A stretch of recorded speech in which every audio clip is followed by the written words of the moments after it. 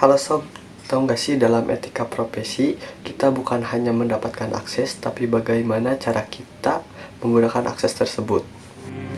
Jadi sob, ada suatu kejadiannya di kehidupan nyata gitu. Eh, yang dimana ada si Abdul dan si Leni. Nah, si Abdul dan si Leni ini berpacaran gitu.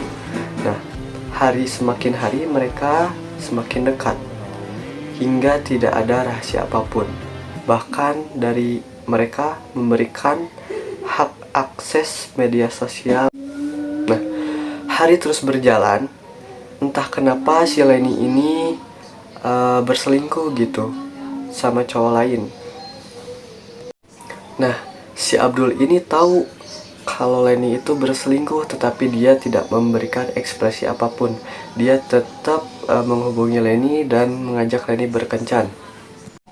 Nah, disinilah Abdul membuat strategi yang dimana si Abdul ini meminjam handphone si Leni karena dia punya akses dari mulai PIN, kemudian dia juga membuka media sosial yaitu Facebook. Nah, disinilah kejadiannya. Jadi si Abdul ini mengunggah foto-foto pribadi si Leni yang bersifat yang wow gitu.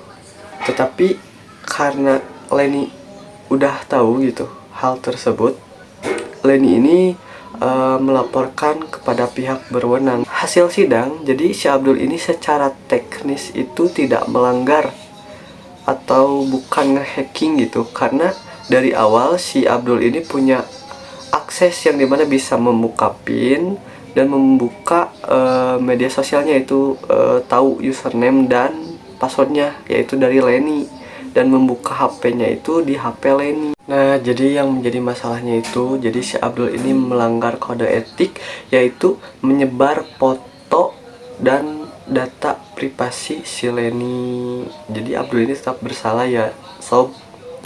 Nah, jadi apa aja sih prinsip etika profesi itu?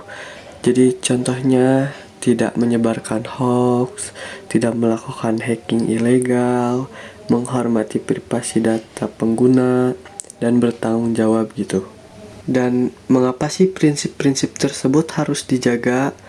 Nah, yang pertama itu tentunya harus melindungi privasi dan keamanan data, kemudian membangun kepercayaan publik, kemudian yaitu mencegah dampak negatif, menjamin kualitas dan profesionalisme, dan kepatuhan hukum dan hak kekayaan intelektual. Seperti itu ya sob.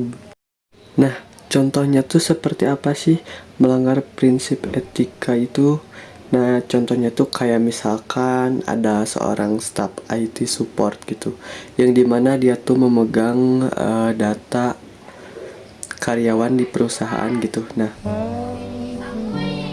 Abdul pun menyesali perbuatannya dan dia harus dipenjara, kemudian harus memulai hidup baru lagi setelah